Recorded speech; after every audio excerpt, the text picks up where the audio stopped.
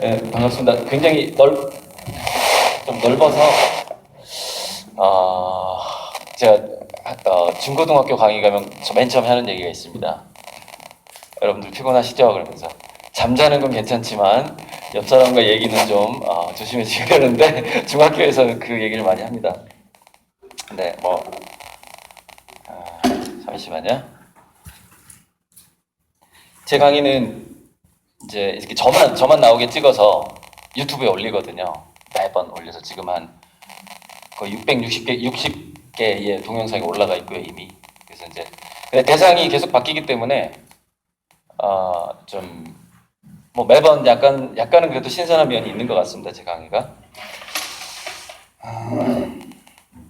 오늘은 제가 연속 3일째 강의하는 5월달이 원래 강의 성수기라서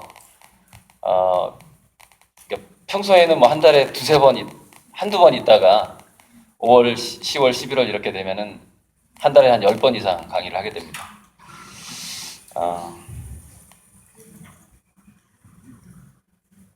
그래서 제가 지금 하고 싶었던 이야기를 메모해 놓은 게 있는데 이거는 좀 잠시 후에 자연스럽게 들어가면 될 것 같고요. 제가 이렇게 강사가 되게 된 거는 기본적으로는 우리 제가 이제 미술대학 나온 화가인데 미술 세계가 항상 그 신선함을 요구하는 새로운 스토리가 화면에 담겨야만이 작가로서 인정받는 면이 있습니다. 그래서 늘 새로워야 된다라는 창의적이어야 된다라는 그런 압박감에 시달리게 됩니다. 화가를 끌고 왔을 때는 남들이 그리지 않은 소재를 그려야 되고 그런데 그래서 해외 미술 잡지도 많이 보고 하는데 남들이 다루지 않았던 소재를 그리기 위해서 사실 원래는 그게 목적이었습니다. 저는 그것 때문에 독서를 시작한 겁니다. 굉장히 전투적으로 독서를 했고요. 이제 독서력이 한 25년, 27년 이렇게 되다 보니까, 그러니까 독서력이라는 것은 내가 교양 독서를 한번 마음먹고 공부해봐야 되겠다라고 생각한 그 첫 해로부터 대학교 1학년쯤이라고 볼 수 있는데요. 그래서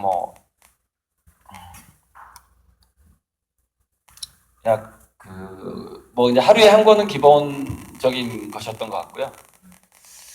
최근에는 독서력이 좀 쌓이다 보니까 도서관에 가면은 약 20권 정도를 꺼내가지고 테이블 위에다 놓고 보는데, 독서력이 좀 쌓이다 보면은 책 제목만 보고도 그 책의 약 85% 정도는 그 내용을 이렇게 좀 추측해 볼 수 있는 정도가 되는 것 같습니다. 여기서도 독서 많이 하신 분들 계실 것 같아서.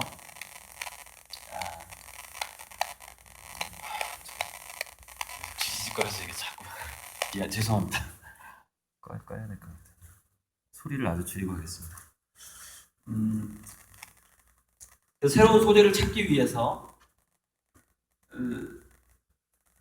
기존의 모든 철학이라든가 과학이라든가 이런 부분들까지도 다 독파해야 된다는 그런 압박감에 시달렸습니다.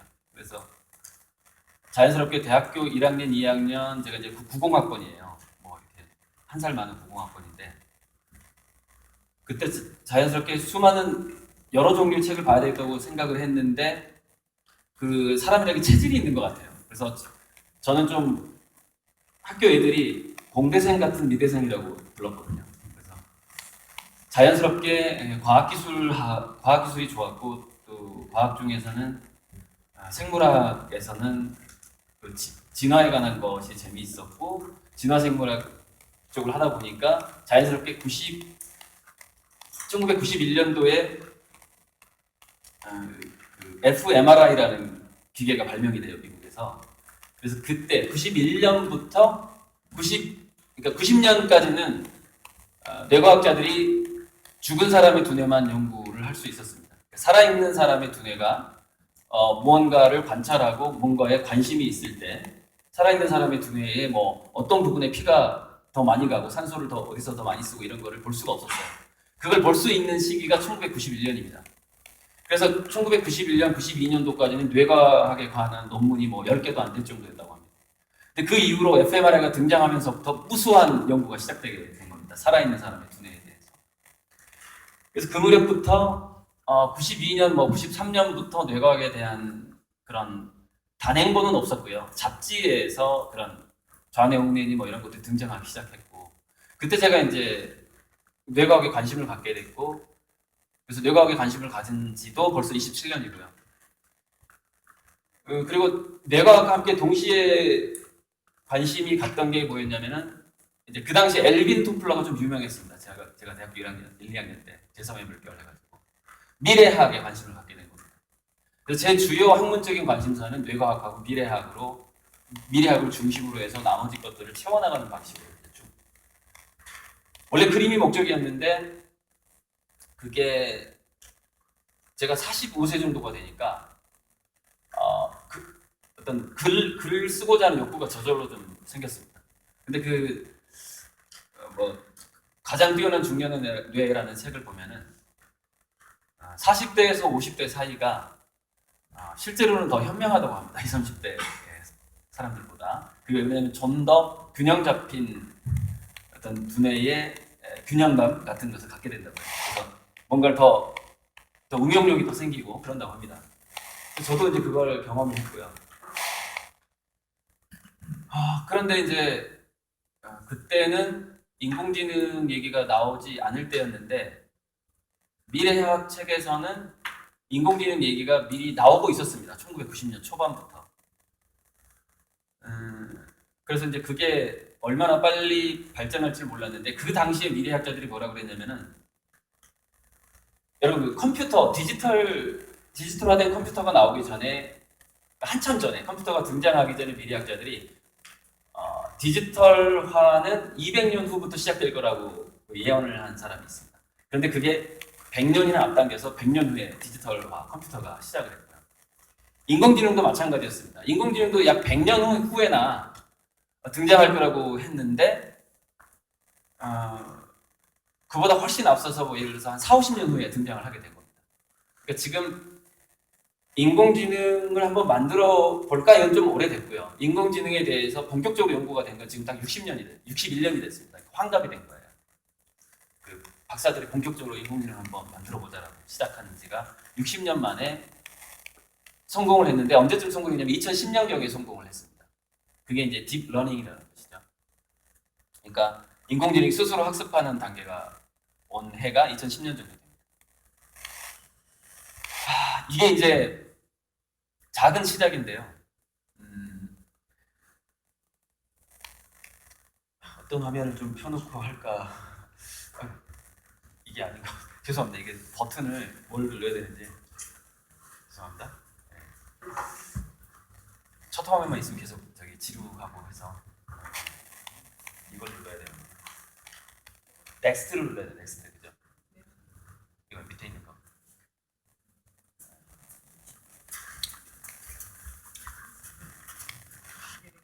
네, 눌러. 이제 여기 누르면 안 되죠. 밑에 돼. 네, 이거 열어놓고 하면 될 것 같습니다. 네. 이세돌의 인터뷰죠. 그런데 인공지능의 등장이라는 것은, 조금 4차 산업혁명이라는 것은 1차, 2차, 3차하고 좀 다른 게, 우리 인간이 육체 노동을 할 무렵에 증기기관이 나왔을 때는 육체 노동 대신에 서비스라든가 지적인 노동으로 이렇게 직업을 옮겨갈 수가 있었거든요. 그런데 지금 이미 이제 육체적인 4차 산업혁명은 두 가지를 다 같이 공격을 하는데, 인간처럼 손가락을 쓸 수 있는 로봇이 나오기 시작하고, 기억력이라든가 심지어는 이제 응용력까지 이제 인간보다 뛰어난 인공지능이 나오기 시작하면서, 이게 잠깐만, 저절로 넘어간다. 그래서 인간의 직업이 옮겨갈 때가 사라진 겁니다. 영역이 없는 거예요. 그러니까 이게 큰 차이인 거죠. 그래서 제가 이제 4차 산업혁명기의 행복 설계에 대해서 기본적으로 생각하는 건 이겁니다. 지금 이제 예를 들어서 현 정부에서는 일자리 정책 중심으로 가고 있는데 제 생각에는 다음 정부부터는요 일자리 정책보다는 실업자 정책이 더 강화될 거라고 보고 있습니다. 5년 후에는. 왜냐하면 일자리라는 것은 억지로 만들 수가 없는 거거든요. 그게 계속해서 세금을 투입할 수가 없는 겁니다. 그거는 오히려 이제 더 복지 쪽으로 돈이 갈 수밖에 없는 상황이 오고 있거든요. 세금이 많이 거치지 않기 때문에. 그럼 복지 쪽으로 하게 되면은. 그래서 제가 이제 공무원분들한테 그리고 공무원이 되려고 하는 학생이나 그런 대학생들, 예비 공무원들한테 하는 얘기인데 공무원 처우가 계속해서 열악해질 겁니다. 그래서 지금 빨리 은퇴하시는 분들은 정말 복 받으신 분들이고요. 이제 공무원 들어온 사람들은 정말 각오를 하셔야 됩니다. 단적으로 약 2년 전부터요 공무원 처우가 나빠지는 것을 저는 계속 목격을 하고 있는데 여름에 에어컨을 못 트는 거예요. 아시죠? 온도 설정해가지고. 그래서 시청에만 가면 사람들이 땀을 뻘뻘 흘리고 있는 거예요, 여름에. 옆집 식당에는 아주 시원한데 시청만 가면 더워가지고 저도 막 땀이 나 이런 상황인 거죠. 공무원이 막 더워가지고 힘들어하는 상황이 오고 이게 이제 시작인 거예요. 계속해서 이제 월급이 동결이 되고 이런 상황이 올 수밖에 없는 겁니다. 그리고 또 한 가지 이제 공무원 사회가 좀 달라지는 게 돈을 효율적으로 써야만 하는 그런 필요성이 생기게 됩니다. 이게 이제 4차 산업혁명기에 이제 바뀌는 상황들이에요. 왜냐면 그러니까 1,000원 써서 700원의 효과가 나고 300원은 대충 이렇게 술 마시고 하는 때가 아니에요. 지금은요. 1,000원을 쓰면 2, 3,000원의 효과를 내야 되는 거예요. 그러니까 더 많은 똑같은 세금으로 1,000원을 써서 2, 3,000원의 효과를 내려고 하면은 어떤 게 요구가 되냐면은 공무원들이 굉장히 창의적이어야 한다는 게 요구가 됩니다. 그래서 이제 말을 잘 듣는다거나 높은 점수를 얻고 공무원이 된다거나 하는 것이 이제 점점 소용이 없어지고 현장에서 굉장히 창의력을 발휘하는 공무원들만 인정받거나 그런 상황이 이제 오게 되는 것이죠. 그래서 성과도 되고 뭔가 특히 비리 같은 거 걸리면은 어우 잘 됐다고 빨리빨리 잘라버리는 거예요. 왜냐하면 그 월급이 덜 나가야 되니까 이제 그런 상황이 오게 되는 것이죠. 그리고 이제 점점점 김영란법도 통과를 했고 비리 자체가 지금하고 4차 산업혁명이 본격화된 시대하고는 청렴이라든가 정직이라든가 하는 문제들이 좀 차원이 달라집니다. 어떤 차원이 달라지냐면 여러분 미국 국방과학 다르파라는 데가 있어요. 국방과학연구원이라고. 거기서 테러범들을 마이너리티 리포트라는 영화에서처럼 테러범들이 테러를 저지르기 전에 테러를 저지르고자 하는 그 마음을 먼저 알아낼 수 있도록 연구를 시작합니다. 그래서 공항 입국 시에 사람들의 두뇌나 뇌파를 스캔을 해서 그 사람이 미국의 적대적인지 미국의 우호적인지를 감별할 수 있는 프로젝트를 시작을 해서 어느 정도 성공을 했습니다. 문제는 되게 성공 못할 것 같잖아요. 못할 것 같은데 원격으로 두뇌를 스캔해서 지금 어디까지 성공을 했냐면 그 사람이 1부터 9까지 숫자를 생각하는 것을 원격 스캔으로 알아냅니다. 지금은 숫자를 알아내는 정도인데 나중에는 분명히 단어까지 알아낼 거라고 저는 보고 있습니다. 그래서 제가 학부모들한테 이렇게 얘기합니다. 미래 사회에 그래도 공무원은 좋은 직장일 것이다. 물론 약간 사회복지 쪽 공무원은 늘어나고 다른 공무원은 줄어든다라고 하거든요. 숫자가 그런 경향성이 있다고 하는데 사회복지 쪽 공무원이 늘어나는 이유는 이제 고령자 그리고 고령자들의 특성은 로봇의 케어, 로봇의 관리를 받는 것을 별로 선호하지 않는다. 고령자들은 인간의 관리를 받고 싶어하기 때문에 로봇이 파견될 수 있는 기술이 등장을 하더라도 그 사람들은 사람들이 방문해주길 원한다는 것이죠. 그래서 사회복지사는 계속 늘어날 수밖에 없는 겁니다. 그쪽 그렇게 보고 있는데 그런데 미래사회 공무원을 뽑을 때 최근에 미국에서 신입사원 뽑을 때 페이스북 댓글을 전부 조사해가지고 문제가 한번 된 적이 있는데 제가 그래요. 이런 건 계속될 거라고 제가 얘기를 합니다. 그러니까 지금까지는 인간이 그 사람의 SNS에 들어가서 이제 신상을 쫙 보고 이 사람이 진보적인지 보수적인지 어떤 글에 어떤 댓글을 다는지 인간들이 스캔을 하고 있지만 이게 인공지능으로 넘어가거든요. 그러니까 그런 스캔이 자동화돼 버리는 겁니다. 그래서 오바마 대통령도 자기가 대통령 되고 싶다고 하는 어떤 흑인 초등학생한테 이렇게 얘기합니다. 제가 가장 뭘 조심해야 될 겁니까? SNS 댓글을 조심해야 돼요. 오바마 대통령. 그걸 숨길 수가 없고 언젠가 다 번쩍이 되니까. 청소년기의 댓글을 조심하라고 하는 겁니다. 그러니까 지금 이거 뭐 청문회 하는 거하고는 게임이 안 돼, 상대가 안 되는 정도로 거의 모든 것이 드러나 버리는 것이죠. 그리고 이제 이렇게 될 것 같습니다. 면접을 볼 때, 공무원 시험 면접을 볼 때, 이거는 몇 년 후가 될지 모릅니다. 10년 후, 15년 후, 20년 후. 그러니까 우리 자녀들 세대가 지금 초등학생들이 만약에 공무원이 되고자 원했을 때 발생할 수 있는 상황입니다. 두뇌가 스캔이 됩니다. 두뇌가 스캔이 되면서 뭐를 볼 수 있냐면은 그런 거를 충분히 볼 수 있을 거라고 봅니다. 지금도 이미 좀 보고 있고요. 뭐를 보냐면은 공무원 자질에 있어서 그 사람의 그 봉사 정신의 정도 있죠. 그 공공봉사에 대한 그 마인드가 어느 정도인가에 대한 것이 측정될 거라고 보고 있습니다. 그것이 측정이 되고요. 그것이 잘 측정되기 위해서는 그 아이가 자라는 환경 자체가 완전히 거기에 젖어 있어야 되는 것이죠.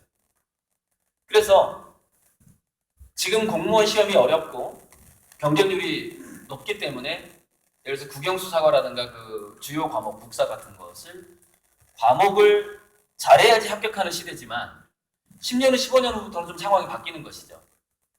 그래서 지금 현재 공무원인 학부모가 자기 자식이 공무원이 되길 바란다면은 정말 100% 그 공공봉사 정신으로 똘똘 뭉친 자기 두뇌를 그렇게 만들어야 되는 겁니다. 부모부터가. 그리고 거기에 젖어서 아이들이 그것이 당연하다고 생각되는 그런 두뇌가 됐을 때에만 그 아이는 공무원에 적합하다라고 나중에 이렇게 측정이 되는 것이죠. 그런 시대가 올 것이다. 그래서 미래사회 공무원은 초등학교 때부터 봉사활동을 즐긴 경험이 없는 사람은 되기가 어려울 것이다라고 제가 이제 학부모들한테 얘기를 해서 그래서 그 안정적인 공무원 직장을 만약에 원하신다면 물론 권하지는 않지만 전 권하지는 않아요. 미래사회 공무원은 지금보다 처우가 훨씬 나빠질 거기 때문에 권하지는 않지만 그래도 부모님이 원하신다면 아이들이 초등학교 저학년 때부터 아이들의 손을 붙잡고 봉사활동을 즐기는 모습을 보여줘야 한다라고 얘기를 합니다. 그게 이제 다가오는 사회죠. 그래서 이세돌이 알파고한테 졌을 때 지금 구글에서 인공지능을 연구하는 제가 듣기로는 그 사람의 연봉이 약 1조 정도 된다고 알고 있거든요.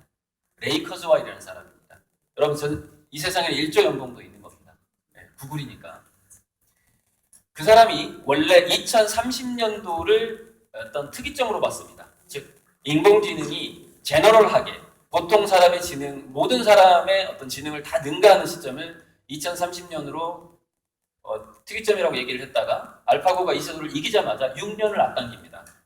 그래서 2024년으로 앞당겨요. 그러니까 지금 10년도 안 남은 거예요. 그러니까 10년 내에 지금은 인공지능이 바둑만 잘하고 그 다음에 불 끄는 로봇에 탑재되는 인공지능이 있을 거 아닙니까? 이런 식으로 뭔가 특정한 일만 잘하는 뭐 암 진단만 잘한다든지 지금 길병원에 와 있는 왓슨처럼 이런 식으로 한두 가지만 잘하는 인공지능 시대입니다. 지금은. 근데 이게 융합이 돼버립니다. 2025년쯤 되면은. 그러니까 이렇게 얘기하는 거예요. IQ 200짜리에 200가지 전공을 한 인간을 모은 것보다 더 영리하다는 거예요. 인공지능이. 그러니까 우리 인간이 어떤 일을 하면서 살게 될 것인가에 대해서 지금 굉장히 특히 우리 자녀 세대를 바라볼 때 그냥 이렇게 서서히 변하겠지가 아니라 이건 저는 연착륙이 아니라 저는 경착륙 한다고 봅니다. 굉장히 급격한 변화가 있을 거라고 보고 우리 한국 사회의 고령화보다 더 큰 충격이 올 거라고 보고 있습니다. 일자리에 있어서. 고령화도 지금 뭐 큰 충격이라고 얘기를 하고 있는데. 그래서 이세돌 구단의 두 번째 인터뷰에서 어떤 미래사회의 삶에 대한 힌트를 충분히 주고 있다고 보는데요. 인간은 인공지능에 비해서 바둑을 둔다는 그 행위, 자기가 과거에 바둑을 배웠던, 아버지한테 바둑을 배웠던 그런 추억들, 바둑을 둔다라는 것이 아름답다라고 자기가 아름답다고 느끼는 것 자체에서 위로를 받고 있다. 이렇게 얘기를 하는 거죠. 그러니까 뭔가 어떤 감동, 감정, 추억 이런 것들에서 그래도 그게 인간적인 것이고 인간적인 것에서 보람을 느낀다. 뭐 그런 식의 얘기를 하고 있는 것이죠. 제가 이제 이틀 전에 그 인천 청라의 해원고등학교에서 제 강의를 신청한 학생들 25명을 대상으로 강의를 했어요. 그래서 그 중에는 인공지능을 소재로 해서 소설을 지금 기획하고 있는 고등학생이 있었습니다. 그러니까 인공지능이 등장하는 미래 사회에 대한 소설을 쓰기 위해서 저한테 7가지 질문을 하더라고요. 강의 끝나고. 그 학생 혼자서. 근데 강의 수준이 굉장히 높은 거예요. 제가 다 기억은 안 나는데 자기가 소설 쓰려고 지금 준비하고 있으니까. 첫 번째, 기억나는 것만 좀 말씀드릴게요. 그 학생의 질문과 저의 대답이 인공지능에 대한 정의가 되기 때문에 그렇습니다. 인간이 인공지능을 만든 목적이 뭐라고 생각하십니까? 이렇게. 인간은 인공지능한테 뭘 얻기 위해서 만들었다고 생각합니까? 이렇게 질문을 하는 거예요. 제 대답은 뭐였냐면은 모든 우주와 모든 행성에서 인공지능의 출현은 필연적이다. 그 왜 필연적이냐면은 그것이 파충류가 진화된 지성체든 포유류가 진화된 지성체든 뭐든 간에 지성이 발달하다 보면은 그 지성들은 도구를 만들게 되고 그 도구를 만들다 보면은 도구를 만드는 것이 본능화된다. 그래서 무슨 얘기냐면은 꼭 그 인공지능을 만들겠다고 한 사람들은 인공지능이 그 이후에 어떤 이익을 가져다 주고 또는 어떤 해로운 것을 줄 거라는 것에 대해서 별로 관심이 없다. 단지 만들고 싶을 뿐이다. 그게 호모 파베르의 본능이다. 이렇게 얘기를 했어요. 그래서 모든 행성에서 인공지능은 필연적일 수밖에 없다. 뭔가를 어떤 도구를 좀 더 시간의 효율성을 주고 자기 몸을 좀 더 편하게 해주고 자기 기분을 즐겁게 해주는 도구를 만드는 것 자체가 인간의 본능입니다.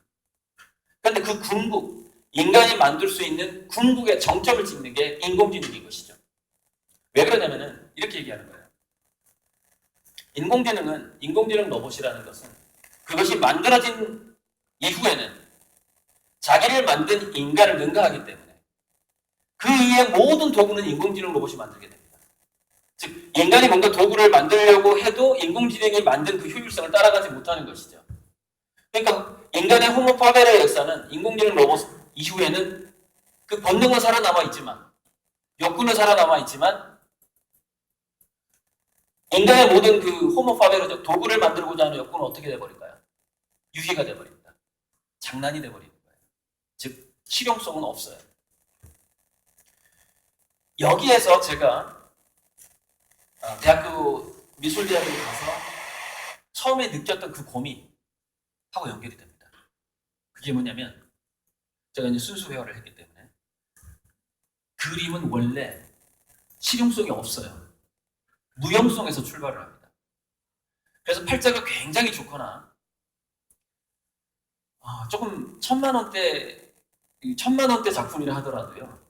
또는 뭐 1, 2억대 작품이라 하더라도 자산이요. 1000만 원대면 10억, 1, 2억 되면 100억. 즉 미술품 컬렉터는요. 그 산 금액의 100배 정도의 재산이 있어야지 그걸 살 수 있답니다. 즉 내가 사는 게 100분의 1이어야 되는 거예요. 100분의 1. 그래서 그러니까 그 미술품이 아무리 아름다워도 내가 99%가 있어야 되는 겁니다. 그리고 1%를 투자할 수 있는 것이죠. 미술품에. 뭐 이 세상에는 여러분도 아시다시피 2천억, 3천억에 팔리는 그림들이 많습니다. 그 사람의 재산은 그것의 100배가 있는 거예요. 기본적으로. 그렇게 보시면 돼요. 물론 이제 기획적으로 투자 목적으로 하는 사람들 빼고요. 그냥 단순 컬렉터. 투자 목적은 막 돈 빌려서 사기도 하니까요. 그래서 그 미술품의 가격이 올라가는 거하고, 그러니까 우리 화가들의 미술품의 가격이 올라가는 거하고, 미래 사회 인간들 속에서의 어떤 가치가 굉장히 좀 비슷할 거라는 느낌이 확 드는 거예요. 왜? 모든 인간의 행위가 무형성으로 가버리니까요. 인공지능 로봇을 능가하는 인간은 아예 없으니까 이제는. 그걸 이제 2024년으로 보고 있는 것이고요. 물론 있겠죠. 있는데 대다수의 인간이 그렇다는 얘기입니다. 어느 소수는 있겠죠. 왜냐하면 인간의 또 이런 얘기가 있어요. 인간의 DNA가 그 사회에서 적응을 하기 위해서 슈퍼지능, 슈퍼 DNA로 스스로 돌연변이할 거라고 또 보는 그런 사람들도 있어요. 그러니까 인공지능보다 더 능가할 수 있도록 우리가 DNA를 바꿀 거다. 우리 인간의 DNA 중에서 약 98%는 아직 발현되지 않은 상태로 있거나, 또는 동물대의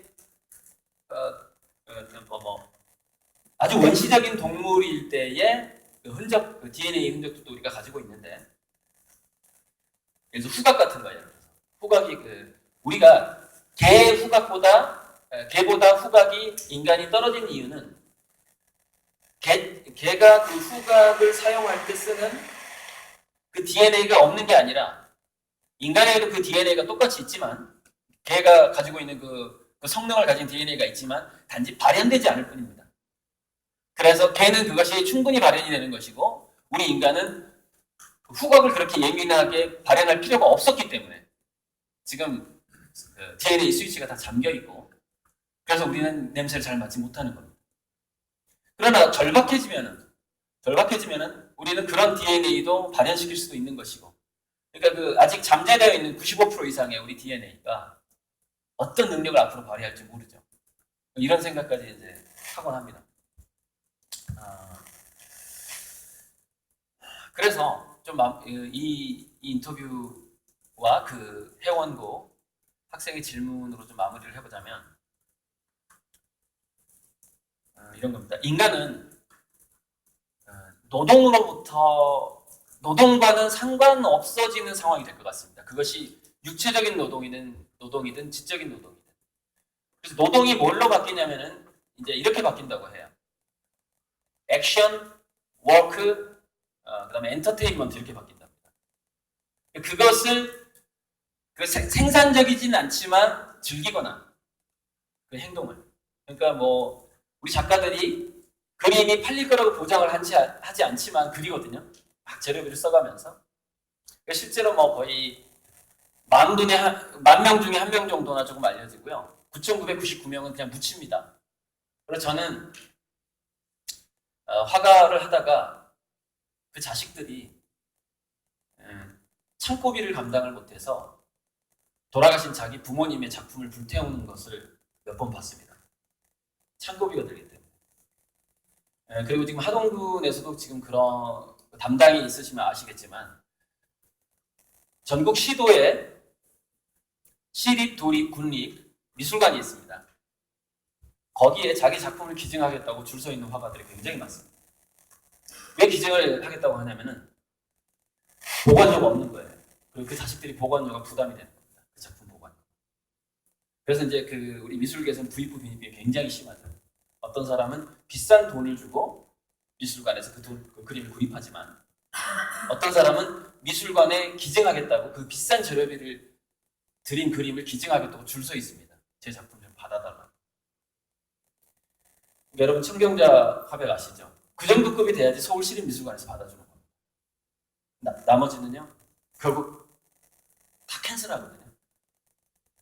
보관 창고가 없어요. 군립미술관도. 그래서 그 작품들은 어떤 컨테이너에서 보관되면서 썩거나 불태워지거나 합니다. 좀 그림이니까 좀 그럴 수 있죠. 그런데 그 그런 그림들의 운명을 우리 인간들이 이제 맞이하게 됩니다. 극소수의 인간만 그 창의력이 완벽하게 인정받은 그러니까 미술사에서 인정받은 화가들이라는 것은 그 독특함을 인정받은 그림들이거든요. 역사적으로 아주 시대 정신에 투철하거나 독특하거나 이런 거. 그러니까 우리 인간도 그런 어떤 독특하거나 창의적이거나 하지 않으면 그렇게 되면은 자, 그 도표를 보여드리면서 제가 할게요. 도표가 참 많아요. 근데 굉장히 그 나열식 도표라서 이거 보고 넘어갈게요. 이 업무 규칙이 바뀌지 않는다거나 학벌이나 자격증의 시대가 이제 끝나버리거든요. 저게. 그래서 평생학습 시대라는 건 뭐냐면은, 자, 학벌이 왜 인정을 받냐면은 그 학벌을 받는 것 자체를 가지고서 그걸로 인정받는 그 능력 가지고 써먹을 수가 있었던 것이죠. 자격증도 마찬가지죠. 그런데 학벌이나 자격증을 주기 위한 지식과 그런 시험 방식이 있죠. 그게 인공지능한테는 너무 쉬운 어떤 소재라서 저게 의미가 이제 사라져버리는 것이죠. 그래서 책상에 앉아서 일을 배울 수 있는 일이 왜 사라지냐면 인공지능은 그걸 빅데이터라고 부르는데 데이터화되거나 수치화될 수 있는 그리고 데이터화 이렇게 규격화된다거나 하는 것 언어화되는 것도 데이터화 규격화되는 거거든요. 그런 것들을 순식간에 배우는 특성을 가지고 있습니다. 그러니까 1초에 800만 권 정도의 텍스트, 그 800만 권에 해당하는 책을 기억할 정도로 현재 성능이 좋기 때문에 인공지능이 2분 동안 읽을 수 있는 책을 인간이 읽으려면 200년이 걸린대요. 그러니까 20분간 읽을 수 있는 그런 텍스트를 인간이 읽으려면 2000년이 걸립니다. 기본적으로 학습에 있어서 인공지능과 인간은 상대가 안 된다. 근데 아직은 인공지능이 영역별로 시너지를 낸다거나 융합 능력이 아직 없기 때문에 그래서 이제 융복합 인재를 길러야 된다는 얘기가 지금 나오는 것이고 융복합에 능숙한 인재는 문이과 없애는 것도 다 그 흐름에서 나오는 겁니다. 융복합에 능숙한 인재는 향후 50년 정도 뭔가 액션을 하게 됩니다. 뭔가 일을 하게 되는 것이죠. 50년이 넘으면 인공지능도 융복합 능력이 생길 가능성이 많기 때문에 그때는 어떻게 될까요? 지금은 융복합 인재, 창의인성 인재 이렇게 얘기하잖아요. 제 생각에 50년은 인재라는 개념이 사라질 것 같습니다. 인재는 사라지고 인간만 남게 되는 것이죠. 인간이냐, 그러니까 그것도 사라진다는 얘기가 또 있어요. 무슨 얘기냐면 인간이 인공지능의 그 성능을 제어하기 위해서 인간 두뇌에 칩을 이식하는 흐름이 나타날 거라고 지금 예를 들어서 테슬라의 일론 머스크 같은 사람이 그 연구하고 있잖아요. 두뇌에다가 칩을 넣어가지고 실제 그 텔레파시가 될 수 있게끔 인간과 로봇끼리 텔레파시가 될 수 있는 거 지금 연구하고 있는 이번에 연구에 막대한 돈을 지금 쏟아붓고 있습니다. 그런 현상들 우리가 안경을 쓰는 것도 마찬가지인데 이것도 사이보그래요. 인간이 안경을 쓴 게 약간 로봇화된 거라고 합니다. 이 안경만 해도. 근데 이게 정도가 점점 좀 심해지는 겁니다. 막 두뇌 안에 들어가고 몸속에 들어가고 막 이렇게 되는 거죠. 그래서 그 회원과 학생의 뭐 세 번째, 네 번째 질문 중에서 재밌는 질문을 하더라고요. 인공지능이 지능이 좋다면 자기 스스로가 이 지구상에 등장하는 것 자체가 인간들에게 불행을 주고 별로 득이 안 되는 수준까지 간다면 그러니까 뭐 청소 로봇 정도까지는 괜찮았는데 그죠? 모든 것을 잘하는 수준까지 인공지능이 간다면 자기 스스로 인간들을 위해서 자기 자신을 폐기 처분할 수도 있지 않냐. 나 인간 세계에서 인공지능 스스로 난 사라지기로 맘먹었어. 이런 날이 올 수 있지는 않느냐 이런 질문을 하는 거예요. 그래서 이제 그 질문 이후에 나온 대답이거든요.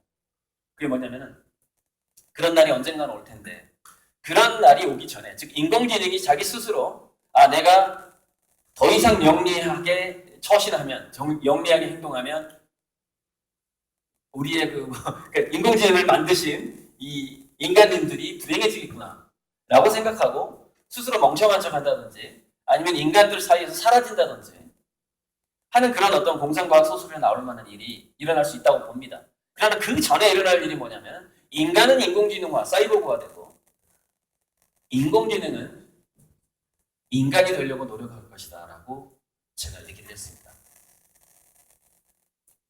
이렇게 됩니다. 인공지능은 광물적인 반응으로 생각을 합니다. 인간은 생물적인 반응으로 생각해요. 그래서 인간은 시냅스가 뉴런과 뉴런 사이 시냅스가 떨어져 있고 이게 그 신경 전달 물질 건너가는 시간이 걸려요. 그리고 인간의 두뇌 속엔 지연 뉴런이라는 게 있어서 빨리 생각을 못하도록 하는 뉴런까지 있어요. 그래서 그거를 최종 결론을 내고 우리가 운동을 할 때 보조를 맞추기 위해서 그 지연 뉴런이 상당히 역할을 합니다. 그러니까 마지막 어떤 한 가지 액션을 하기 위해서 두뇌에 있는 모든 뉴런들이 협업을 해야 되잖아요.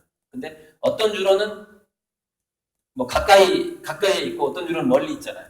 그러면 그 전기 전송을 늦춰주는 뉴런의 작용이 있는 겁니다. 그래가지고 한꺼번에 그것을 오케스트라처럼 짠 맞춰주는 그런 게 있어요. 그러니까 어쨌든 무슨 얘기냐면 속도가 느려요. 인간이 생각하는 거는 인공지능에 비해서 굉장히 속도가 느립니다. 그래서 이제 그런 느린 속도를 빠르게 하기 위해서 칩을 이식하거나 하는 일이 생기는 것이고, 인공지능은 그게 속도가 빠르고 계산이 빠르고 하는 점 때문에 자기가 비인간적으로 느끼게 되는 것이죠. 그래서 나 자신을 더 멍청하게 만들거나, 인공지능이 생각했을 때 자기 자신을 멍청하게 만들거나, 또는 나도 인간들처럼 감정을 느끼고 싶다라는 욕구가 생겼을 때 인공지능은 자기 자신한테 생물학적인 반응을 일으키는 화학적인 장치를 자기 몸에 달기 시작할 거라는 것이죠. 그래서 인공지능은 인간화되고 인간은 사이버워크가 되는데, 약 50년 후부터는 제 생각에는 인간과 인공지능이 구분되지 않으면서 인간과 인공지능이 결혼해서 산다거나 가족관계가 굉장히 지금과 달라질 것 같습니다. 그래서 지금 초등학생부터는 인간과 결혼하지 않는 사람들이 나타날 것 같아요. 아주 다양하게 어떤 남자들끼리 산다거나, 그러니까 이렇게 되는 것이죠. 인간도 젠더와 섹스가 일치하지 않는다는 얘기가 있죠. 그래서 우리가 트랜스젠더, 그죠? 트랜스 하잖아요. 성을 바꾼단 말이죠. 자기 영혼이 남자고 몸만 여자다 그러면 남자로 만들고 이런 식으로. 그런데 이 현상이 인공지능한테도 나타날 가능성이 아주 높습니다. 그러니까 어느 정도 인공지능이 성장하게 되면, 발달하게 되면은 나는 여자가 되고 싶은 인공지능이 있고 나는 남자가 되고 싶은 인공지능이 있는 것이죠.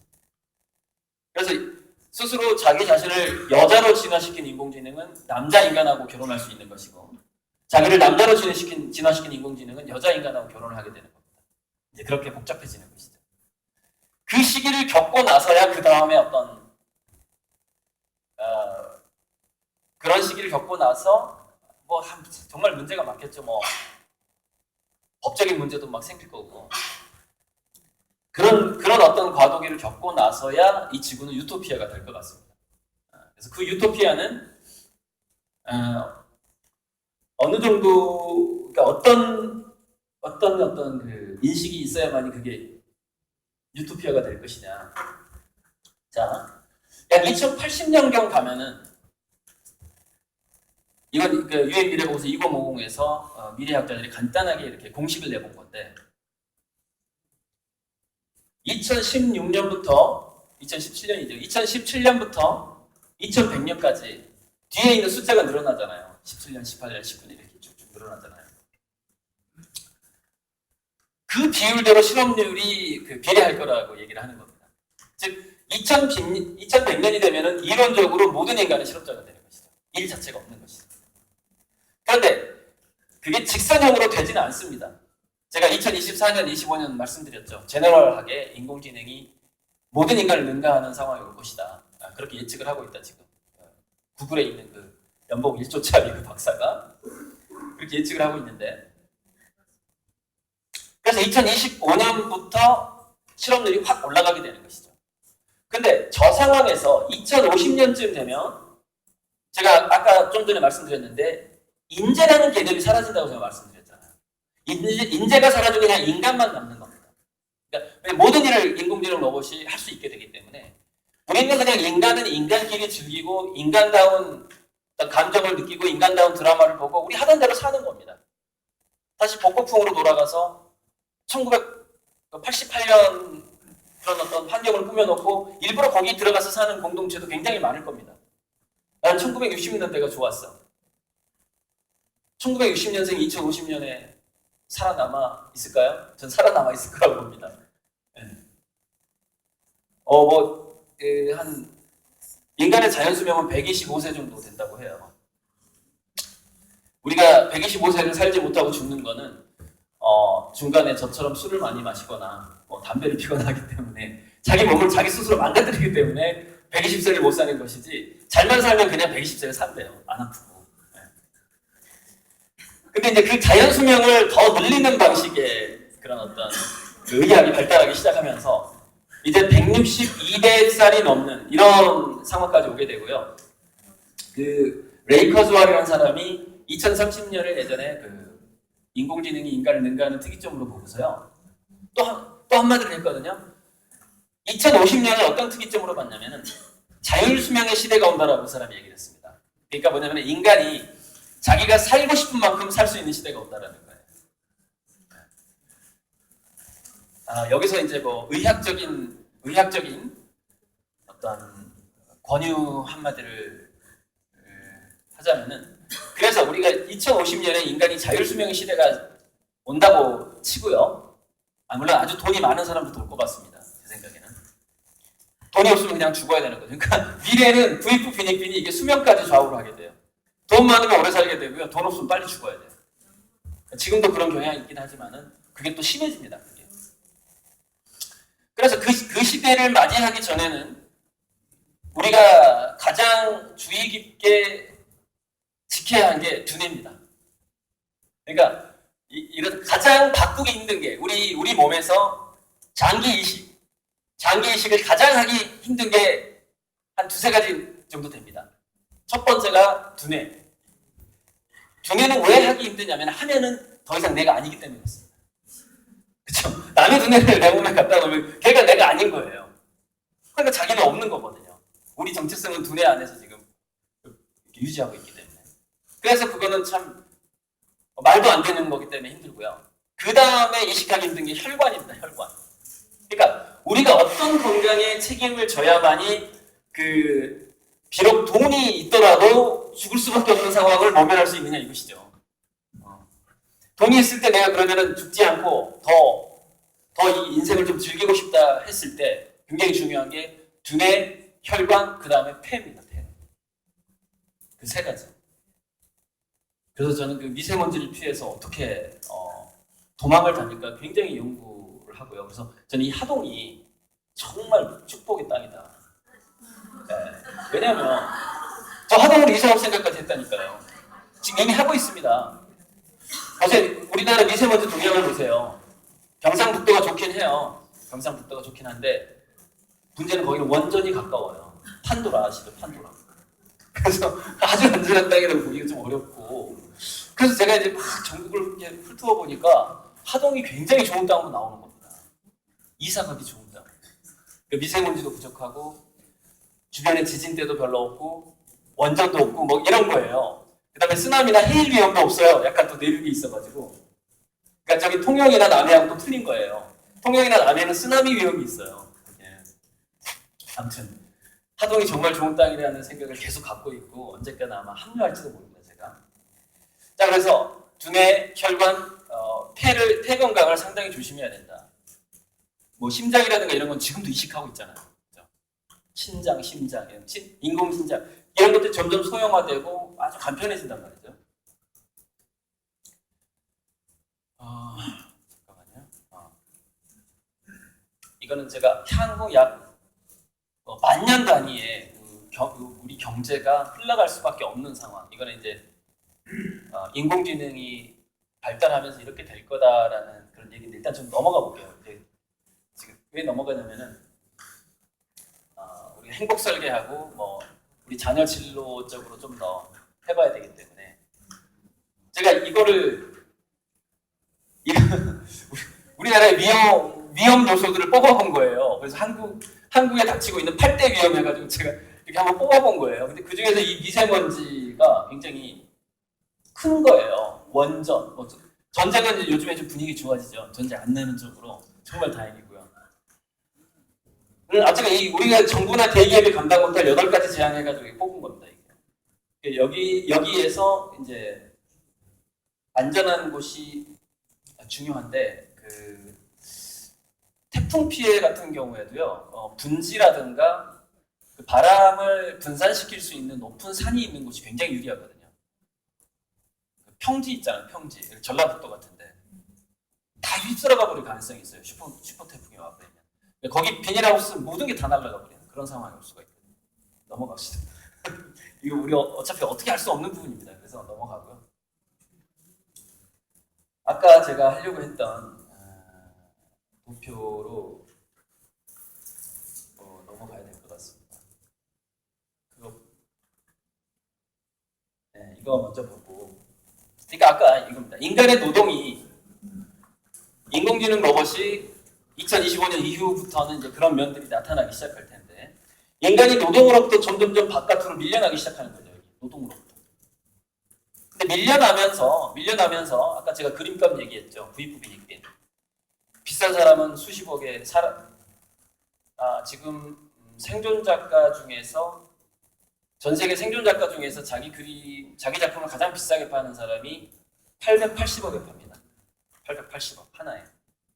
우리나라 사람은 생존 작가가 가장 비싸게 판 게 56억이고요. 그다음 최근에 김환기 작가가 그건 돌아가신 분이죠. 그분도 한 52억인가에 이제 그림이 경매됐는데 뭐 그분하고는 상관이 없죠. 돌아가셨으니까. 부익부익이 너무 심한 거예요. 그러니까 저는 500만 원도 그림을 못 팔고 있거든요. 그림에 그만큼 아직 몰입을 못했습니다. 제가 그동안 이렇게 다른 걸 좀 하느라고. 그런 현상들이 인간의 일에서도 나타나기 시작하는 겁니다. 인간의 일에서도. 그래서 부익부 빈익빈. 그러니까 인간의 일은 과도기적으로 향후 50년간 우리 자녀들이 문제인 거죠. 우리 자녀들이. 향후 50년간 어떤 현상이 발생을 하게 될 거냐면 평균적인 인간이라는 얘기를 듣고 무난한 교육을 받았다라고 생각을 하고 교양 독서를 열심히 하고 시험을 통과해서 뭐 공무원이 된다거나 뭐 어디 이렇게 기업에 들어간다거나 자격증을 땄다거나 하는 이런 영역들이 약 2035년 이후부터는 전부 인공지능의 영역으로 넘어가면서 그러니까 사무직 같은 거는 이제 아예 사라지기 시작을 하는 것이죠. 그러면서 아까 제가 얘기하려다가 이 도표를 보여주고 나서 이 얘기를 하려고 좀 기다렸는데 향후 50년간은 인간이 이렇게 양극화되는 겁니다. 인공지능 로봇 위에 있는 인간과 인공지능 로봇 밑에 있는 인간으로 양극화되는 거예요. 그래서 인공지능 로봇 위에 있는 인간은 두 종류 정도 있다고 보시면 됩니다. 막대한 자본을 가진 사람. 막대한 자본으로 인공지능 로봇 공장이나 인공지능 로봇 회사를 가지고 있는 사람이죠. 그 사람은 아주 창의적이지 않아도 뭐 그다지 불행해질 리가 없습니다. 막대한 자본을 가진 사람. 그 사람들은 노동으로부터 소외되는 게 아니라 노동으로부터 해방된다라고 표현을 하죠. 나 이제 일거리 줄었다 이거죠. 근데 돈이 없는 사람들이 문제인 겁니다. 돈이 없는 사람들은, 자본이 없는 사람들은 노동으로부터 해방되는 게 아니라 노동으로부터 소외되면서 돈벌이가 줄어들게 되는 상황이 오게 되는 것입니다. 그래서 그 돈벌이가 줄어들게 되는 상황을 피하기 위해서 우리 예전에 그 개그 프로에 보면은 석박사들이 그 아르바이트 하러 나오는 그런 코너가 있었어요. 막 둘이 지적인 얘기를 막 해요. 어디에서. 그런데 저 옆에 있던 어떤 사투리 쓰는 사람이 오늘 일 할 거야 말 거야 그러면 일하겠습니다 하고 가는 그 개그 프로 있었거든요. 그러니까 석박사들이 어떤 상황이 되냐면은 인공지능 위에 올라가지 못하면은 인공지능 밑에서 일을 해야 되는 것이죠. 그러니까 그게 커트라인이 어떤 인간다운 연봉을 받고 지금 현재 이런 공무원 정도의 생활 수준을 할 수 있는 커트라인이 엄청나게 계속 올라가 버리는 겁니다. 인공지능 때문에. 중간이 먹혀버리니까 중간에 일자리가. 이게 이제 일자리 양극화죠. 그리고 아주 극소수 이제 향후 50년간 제가 말씀드렸다시피 융복합 능력이나 창의성이나 이런 것들이 실질적인 업무의 또 어떤 임기응변 능력까지 있어야만이 그게 진정한 창의성이거든요. 그런 인재만이 살아남고 나머지는 다 밑으로 내려오게 되는데 인공지능 로봇이 하기에는 본전을 못 뽑는 일을 하게 된다는 것이죠. 제가 아까 미국 국방과학연구원 다르파 얘기를 하면서 미래 인간의 두뇌를 스캔할 거라고 말씀을 드렸는데요. 인공지능이 스캔을 하겠죠, 당연히. 그리고 인공지능이 스캔하고 인공지능 소유자한테 얘기를 해주겠죠. 이 사람의 두뇌는 이렇습니다라고. 근데 지금 이게 이미 일본에서 카페에서 일을 하고 있는 페퍼라는 로봇이 인간의 얼굴과 표정과 신체의 온도를 재가지고 그 사람 인간의 감정을 인간보다 더 잘 읽어냅니다.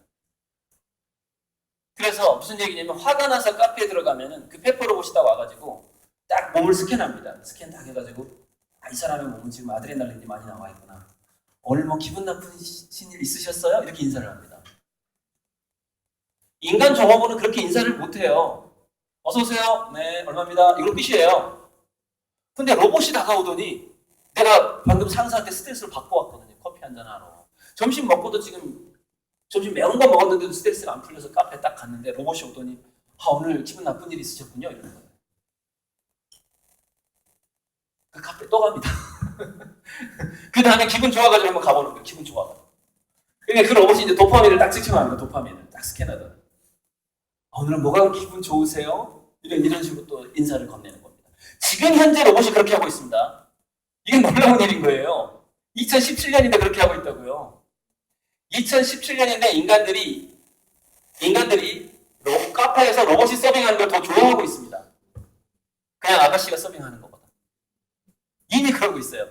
그러니까 아주 어떤 기초적인 단계지만 로봇이 인간의 감정을 스캔하는 것이 더 정확합니다. 지금 현재. 그러니까 이 사람이 거짓말을 하고 있는 건지 로봇한테 거짓말을 하고 있는 건지도 더 정확하게 알아냅니다. 그러니까 인간 중에서 어떤 인간이 그 상대방의 거짓말을 가장 잘 간파하는가를 봤더니 뭐 형사라고 하던가 형사 지금 정확히 기억이 안 납니다. FBI의 그 직원도 잘 모른다고 하더라고요. 상대방이 거짓말을 하는지 안 하는지. 근데 누가 가장 잘하냐면 무수한 수사를 해봤던 형사가 가장 잘한대요. 범죄인들을 수사를 해봤다. 인간들 엄청나게 겪은 겁니다. 얘가 거짓말 안 하나 이것만 가지고 몇십 년 동안 막 머리를 굴렸던 사람이 가장 잘 알아내는 걸로 나옵니다. 지금 현재 로봇이 그 정도 수준이에요. 그 정도 수준. 지금 현재 로봇이. 네. 그러니까 미래 사회는 지적인 노동으로도 피난하기, 그러니까 직장을 옮기기가 힘들고 인간이요. 서비스업으로도 옮기기가 힘들어요. 지금 이미 서비스를 더 잘해요, 로봇이. 그게. 나중에는 그게 육체적인 서비스까지 다 이제 이동을 하게 됩니다. 자, 근데 문제는 뭐냐면, 그 로봇 페퍼를 그 카페 사장이 고용하는 비용이 한 달에 50만 원밖에 안 돼요. 일본 최저임금의 50%예요. 그러니까 여기서 그 로봇이 하기에는 본전을 못 뽑는 일들이라는 것이 얼마나 비참한 일인가를 생각해 봐야 된다는 것이죠.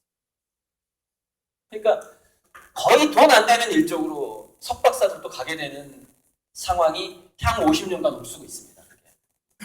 그게 이제 국가적으로 그 어떤 복지 시스템이 어마어마하게 좋아지지 않는 한은 사회 전체가 범죄율이 올라갈 수밖에 없습니다.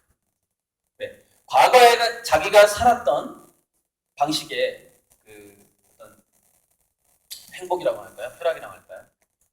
그게 줄어드는 정도가 너무 심하기 때문에 범죄에 대한 욕구가 자꾸 생기게 되는 겁니다. 그러면 이게 문제가 뭐냐면은 미래 사회는 범죄를 할 때 그걸 또 감지를 잘해요. 잘 잡아내요. 갈수록. 그렇잖아요. CCTV만 생각해보세요. CCTV. 얼마나 지금 잘 잡아내는지. 그럼 어떡할까요? 교도소를 막 교도소가 아파트처럼 막 늘어나야 될까요? 바로 이런 문제들을 우리가 4차 산업혁명기의 행복 설계에서 굉장히 중요한 부분이 되는 겁니다. 사람들이 범죄 욕구가 올라갔을 때 이걸 어떻게 대처할 것인가요? 그런데 지금 우리나라의 상황은요, 이게 돈이 많은 대기업들이 이것을 준비하고 있지도 않고요. 그 사람들은 이제 자기 사내유보금 쌓기 바쁘죠. 우리나라 기업들이 사내유보금을 쌓는 이유는 뭐 그냥 간단하게 뭐냐면요, 돈을 투자했을 때 그 투자금을 회수할 만한 사업 자체가 보이지 않기 때문입니다. 그냥 간단하게. 사업 성공률 자체가 20분의 1에서 200분의 1로 줄어들더니 2000분의 1로 줄어든 거예요. 삼성도 현대도 다. 뭐냐면은 아주 고도의 그 원천 특허나 표준 특허를 바탕에 깔고 하는 사업이 아니면은 성공하기가 힘든 거죠. 그러니까 4차 산업혁명기의 원천 특허나 표준 특허는 미국에서 거의 대부분 나오고요. 그 다음에 일본, 유럽, 중국에서 나와요. 한국이 가지고 있는 원천 특허나 표준 특허가 몇 프로 정도 되냐면 거의 한 3%? 이 정도. 97%가 외국 거예요. 그러다 보니까 전 지구가 하나의 경제권으로 묶이는 상황에서 우리 한국이 계속해서 복지 비용을 늘릴 수는 없는 상황으로 계속 갈 거라고 보는 겁니다. 저는. 그래서 이것을 극복하는 방법은 한 2가지 정도 있을 것 같다고 저는 생각을 합니다. 가장 쉬운 거는 뭐냐면요. 가장 쉬운 거는 1970년대경에 농촌 공동체의 생활을 표준으로 삼아서 그런 사회에 농사를 대신 지어주는 로봇이 아주 많아진 사회를 한번 구상해 볼 수 있습니다. 시골 공동체에서 굉장히 그 연대를 잘 하잖아요. 연대를. 이웃 간에, 이웃집에 숟가락 몇 개인지도 막 알고 뭐 그런 얘기 있었잖아요. 옛날 시골에서. 대신 좀 간섭이 좀 심하다는 단점이 있었죠. 옛날 시골은. 다시 일단 그런 공동체화 되는 겁니다. 공동체화 되는데 1차 산업, 농업이나 어업을 기반으로 공동체화 되는데 고령층들이 많아지다 보니까 노동을 대신 해주는 그런 로봇들을 국가에서 투입해 주는 겁니다. 그 공동체에. 이런 모델이 가장 비용이 적게 들고 괜찮습니다. 그게 이제 6차 산업을 기반으로 한 미래 사회 모델이죠. 그게 괜찮고요. 또 하나는 이제 이거는 좀 어쩌면 공무원들의 역할일 것 같은데요. 세금을 굉장히 창의적으로 쓰는 겁니다. 굉장히 창의적으로 써가지고 한국이 계속해서 그런 원천 특허나 표준 특허, 전 세계 경제를 4차 산업을 리드할 수 있는 정도의 그런 어떤 벤처들이 많이 나타날 수 있도록 공무원들이 나서서 발로 뛰는 겁니다. 공무원들이. 그래서 공무원들이 주도를 해서 세금이 많아지도록, 해외에서 들어오는 돈이 많아지도록, 그리고 뭐 그렇기 때문에 일자리도 많아지도록 하는 방법입니다. 근데 우리나라는 저번 그 대통령 제가 그냥 3분 후에 휴식할게요. 3분 후에 그것까지만 하고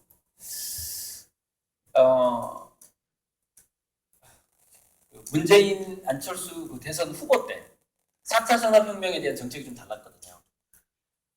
달랐는데 이제 안철수 후보는 자기가 벤처기업으로 성공한 경험이 있잖아요.